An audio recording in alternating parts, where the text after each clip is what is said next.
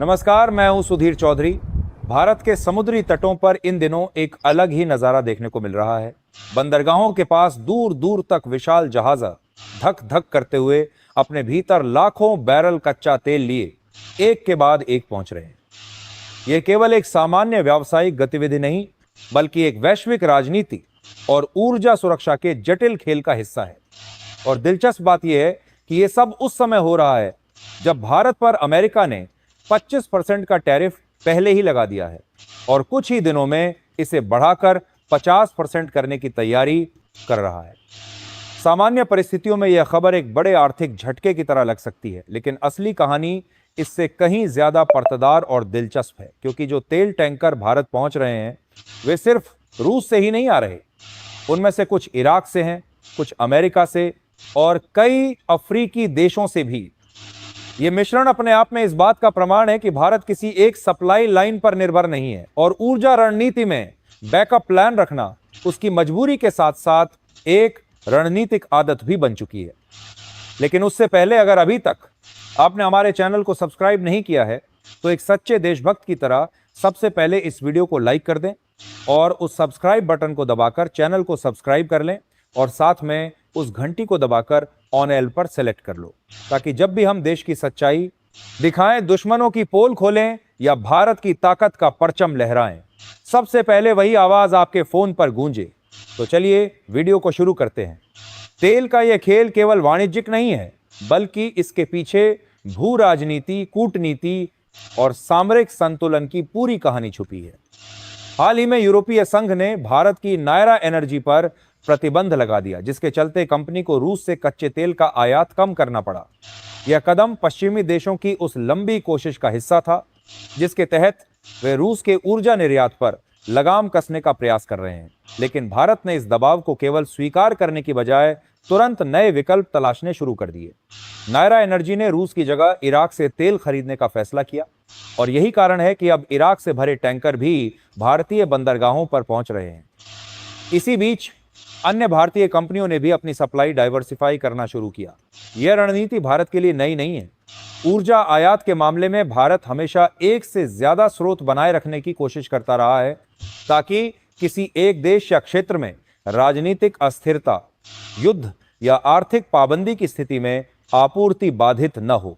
लेकिन इस कहानी का एक और दिलचस्प मोड़ है।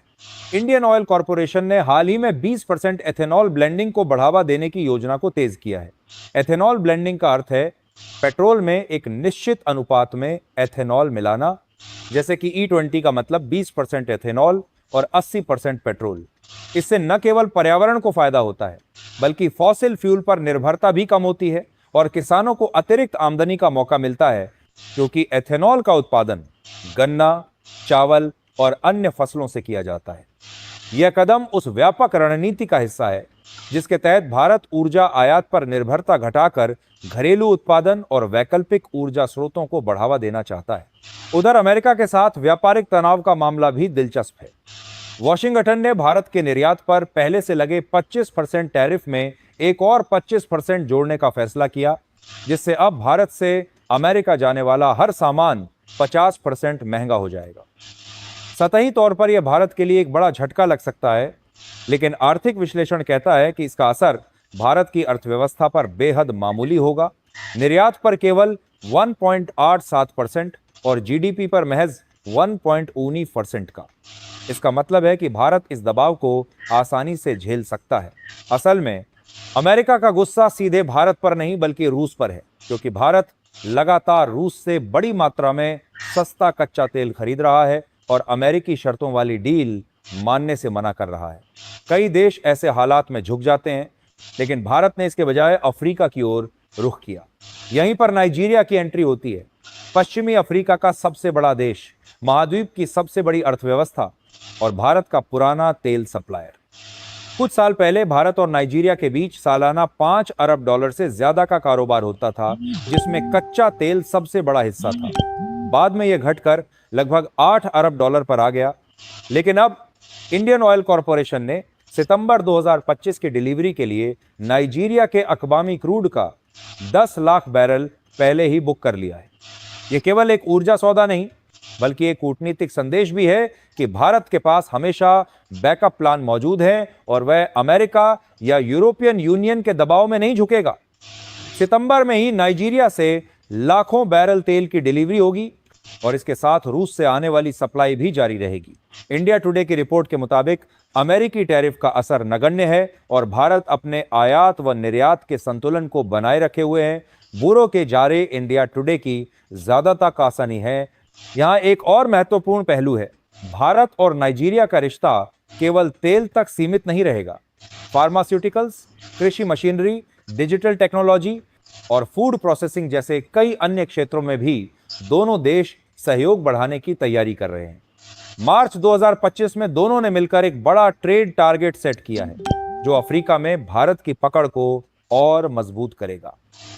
यह रणनीति केवल व्यापार नहीं, बल्कि भू राजनीतिक संतुलन बनाने का भी प्रयास है, खासकर तब जब ब्रिक्स का विस्तार हो रहा है और ग्लोबल साउथ की राजनीति में नए समीकरण बन रहे हैं। अगर नाइजीरिया भारत के साथ खड़ा रहता है तो यह अफ्रीका में चीन और पश्चिमी देशों के प्रभाव को संतुलित करने में भारत को बढ़त देगा। भारत की यह सक्रियता केवल ऊर्जा सुरक्षा तक सीमित नहीं है। अमेरिकी सीनेटर लिंडसे ग्राहम ने हाल ही में कहा कि भारत को रूस यूक्रेन युद्ध को खत्म करने में मध्यस्थ की भूमिका निभानी चाहिए और राष्ट्रपति डोनाल्ड ट्रंप को इसके लिए मनाना चाहिए। उनका मानना है कि अगर भारत यह कर देता है तो भारत अमेरिका संबंधों में ऐतिहासिक मजबूती आएगी। यह बयान ऐसे समय पर आया है जब प्रधानमंत्री नरेंद्र मोदी ने रूसी राष्ट्रपति व्लादिमीर पुतिन से फोन पर बातचीत की थी, जिसमें ऊर्जा, व्यापार और वैश्विक सुरक्षा जैसे मुद्दे शामिल थे। इस तरह भारत अब केवल एक खरीदार या सप्लायर नहीं, बल्कि एक संभावित शांति मध्यस्थ के रूप में भी उभर रहा है। इसी बीच ओमान के साथ भारत का फ्री ट्रेड एग्रीमेंट भी अंतिम चरण में है।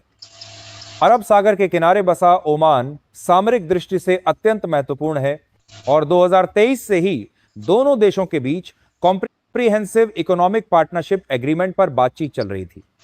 अब यह समझौता लगभग तय हो चुका है। यह केवल व्यापारिक लाभ ही नहीं देगा, बल्कि मध्य पूर्व में भारत की रणनीतिक स्थिति को भी मजबूत करेगा। इस पूरे परिदृश्य में एथेनॉल ब्लेंडिंग एक लंबी अवधि की ऊर्जा नीति के रूप में खास महत्व रखती है। यह न केवल फॉसिल फ्यूल आयात पर निर्भरता घटाएगी, बल्कि किसानों के लिए नई आय का स्रोत बनेगी और पर्यावरणीय लाभ भी देगी।